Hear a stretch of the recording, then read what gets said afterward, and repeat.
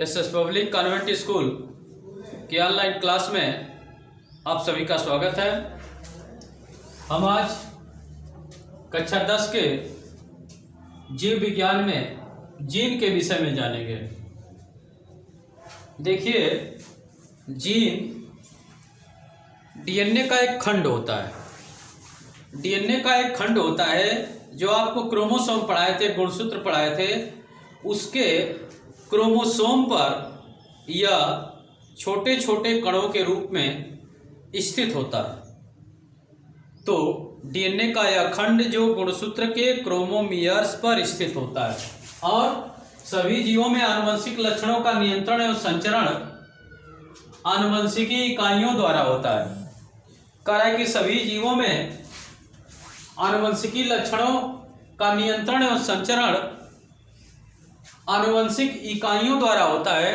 उस इकाई क्या होती है? मेंडल ने इस इकाइयों को कारक कहा था, फैक्टर। मेंडल ने इन इकाई को, इस यूनिट्स को कारक कहा था, लेकिन यह वैज्ञानिक कहते हैं जोहानसन ने उस कारक को जीन कहा। यानी कि जीन शब्द को देने वाला जो वैज्ञानिक था वो कौन था? जोहानसन। मेंडल ने इसे कारक बताया था, ठीक ना, कि ये कोई फैक्टर है जो लक्षणों को एक पीढ़ी से दूसरी पीढ़ी में लेकर जाता है और दर्शाता है। लेकिन जोहानसन ने कहा कि नहीं, उसे कारक फैक्टर न कहें, वह एक जीन है। जीन शब्द देने वाला वैज्ञानिक था जोहानसन। तो जीन की क्या विशेषता है? जीन को बताया गया कि गुणसूत्र के ऊपर, गुणसूत्र के क्रोमोमियर्स पर छोटे छोटे दानों के रूप में डीएनए का जो खंड होता है उसमें वह जीन होता है और उस जीन में जनक के कैरेक्टर यानी कि लक्षण कोडोन के रूप में कैद होते हैं और वह जीन जब अगली पीढ़ी में गुणसूत्रों के माध्यम से पहुंचता है तो अपने लक्षण को प्रदर्शित करता है। यही कारण है कि हर संतान अपने माता पिता के जैसी ही होती है या हर माता पिता की संतान उसी की जैसी होती है। ये सब कुछ जीन के ऊपर निर्भर करता है। कह रहा है कि जीन की विशेषता क्या है? कैरेक्टरिस्टिक्स ऑफ जीन की विशेषता क्या है? तो जीन गुणसूत्र के क्रोमोनीमा पर माला के मोतियों के समान, जो क्रोमोनीमेटा होता है उसका उभरा हुआ भाग क्रोमोमियस कहलाता है, जिसको क्रोमोनीमा भी कहते हैं। उस क्रोमोनीमा पर मोतियों के माला के मोतियों के समान रैखिक क्रम में लगी रचनाएं हैं जो आनुवंशिक लक्षणों का नियंत्रण करता है। कह रहा है कि रैखिक क्रम में लगी रचनाएं हैं। इस तरह से जीन को आपको दिखाया गया था।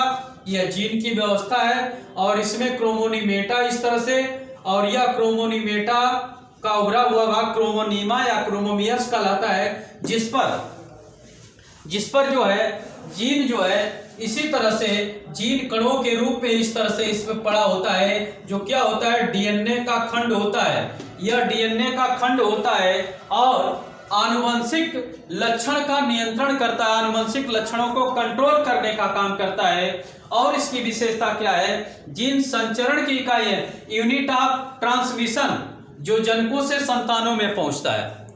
कह रहा है कि जीन संचरण की इकाई है जो जनकों से यानी कि माता पिता से, उसके जनक से उसकी संतान में पहुंचता है। और जीन उत्परिवर्तन की इकाई है। उत्परिवर्तन, यूनिट्स ऑफ म्यूटेशन। कह रहा है कि जीन उत्परिवर्तन की इकाई है। यदि जीन में किसी प्रकार का परिवर्तन होता है तो वह परिवर्तन अस्थायी होता है, वह अगली पीढ़ी में वंशागत हो जाता है, जिसको म्यूटेशन कहते हैं। तो जीन उत्परिवर्तन की भी इकाई होता है। यानी कि जीन में किसी प्रकार का हेर फेर हो, किसी प्रकार का परिवर्तन हो तो उससे जो उत्पन्न लक्षण होगा वह लक्षण वंशागत हो जाता है, ठीक ना। इस कारण से हम कहेंगे जीन उत्परिवर्तन की भी इकाई है। जीन संचरण की इकाई है जो एक पीढ़ी से दूसरी पीढ़ी में पहुंचता रहता है। जीन उत्परिवर्तन की इकाई है, यूनिट ऑफ म्यूटेशन, जिनकी संरचना में परिवर्तन होता रहता है और ये परिवर्तन होता रहता है जिससे म्यूटेशन परिवर्तन उत्पन्न होता है और यह उत्परिवर्तन जैव विकास का कारण बनता है। जीन कार्यकी की इकाई है, फिजियोलॉजिकल यूनिट्स है, कार्यकी की इकाई है। यह जीवों के विभिन्न लक्षणों का नियंत्रण करता है, जीवों के सभी लक्षणों का नियंत्रण करता है। जो भी जीव में लक्षण होते हैं वह जीन के कारण होते हैं। जीन में जैसे लक्षण उसकी माता पिता से मिलती है वही लक्षण वाली संतान पैदा होती है, ठीक ना, वही लक्षण वाली संतान पैदा होती है। और जीन डीएनए का वह भाग है जिसमें एक प्रोटीन या पॉलीपेप्टाइड श्रृंखला के संश्लेषण की सूचना होती है। जीन जो है डीएनए का वह भाग होता है जिस भाग में, यानी कि जिस जीन में 3 नाइट्रोजनस क्षारकों का कोडोन बनता है जिसको ट्रिपल कोड कहते हैं। उस कोडोन में प्रोटीन संश्लेषण की, या उसको कहेंगे पॉलीपेप्टाइड से ही प्रोटीन बनता है। तो प्रोटीन या पॉलीपेप्टाइड श्रृंखला के संश्लेषण की, उसके बनाने की सूचना भी होती है डीएनए के इस खंड में। और वह खंड कौन है? जीन। तो हमने देखा जीन की विशेषता, इस जीन को मेंडल ने कारक कहा था, फैक्टर कहा था, लेकिन जोहानसन ने इसको जीन कहा। आज के क्लास में बस इतना ही, धन्यवाद।